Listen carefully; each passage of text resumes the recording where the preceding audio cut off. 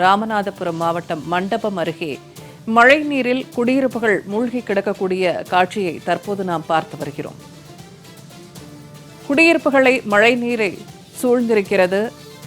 இரண்டாவது நாளாக நடவடிக்கை எடுக்கவில்லை அதிகாரிகள். இதுகுறித்து பொதுமக்கள் பலமுறை புகார் அளித்தும் நடவடிக்கை எடுக்கப்படாததால் அப்பகுதி வாசிகள் அவதிக்குள்ளாகி இருக்கிறார்கள்.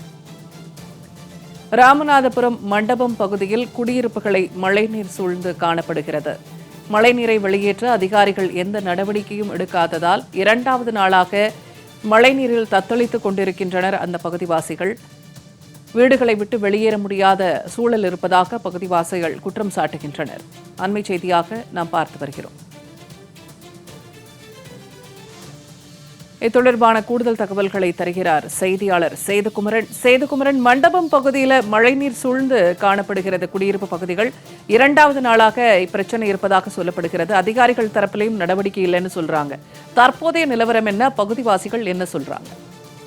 கண்டிப்பா பூர்ணிமா, ராமநாதபுரம் மாவட்டம் முழுவதும் தொடர்ச்சியாக 5 நாட்களாக பெய்து வந்த மழையில் நேற்று ராமநாதபுரம் அடுத்துள்ள மண்டபம் பகுதியில் உள்ள கலைஞர் நகர் பகுதியில் மழைநீர் சூழ்ந்துள்ளது. கிட்டத்தட்ட அங்கு மீனவ குடும்பங்கள் 200க்கும் மேற்பட்ட வீடுகள் உள்ளன. அங்க மழைநீர் சூழ்ந்தனால் அவர்கள் செய்வது அறியாமல் வெளியில் செல்லவும் முடியாமல் அத்தியாவசிய பொருட்கள் வெளியில் சென்று வாங்க முடியாது மழைநீரில் சூழ்ந்துள்ளது.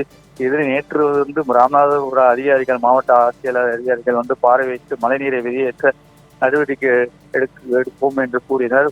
தொடர்ச்சியாக மின் மோட்டார் மூலம் அந்த மழைநீரை எடுத்து அதே பகுதியில் விடுவதால் அந்த மழைநீர் மீண்டும் அதே பகுதியில் இரண்டாவது நாளாக தேங்கியுள்ளது. இதனால் பொதுமக்கள் குழந்தைகளுக்கு பால் முதல் மருத்துவ பொருட்கள் மற்றும் உணவுப் பொருட்கள் வாங்க கூட வெளியே செல்ல முடியாமல் பெரும் அவதிக்குள்ள ஆகின்றனர்.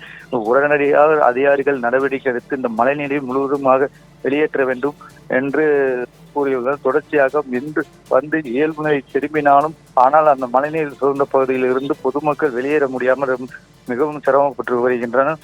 தொடர்ச்சியாக அந்த பகுதியில் மின்சாரம் துண்டிக்கப்பட்டுள்ளது. இந்த மின்சாரம் துண்டிக்கப்பட்ட பகுதியில் மின்சாரத்தை சரி செய்வதற்காக மின் ஊழியர்கள் செல்வதற்கு கூட அந்த பகுதியில் சிரமத்துக்கு உள்ளாகி வருகின்றனர்.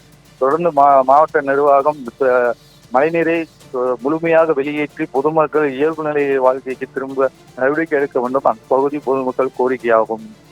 பூர்ணிமா, தகவல்களை வழங்கியமைக்கு நன்றி சேதுகுமரன்.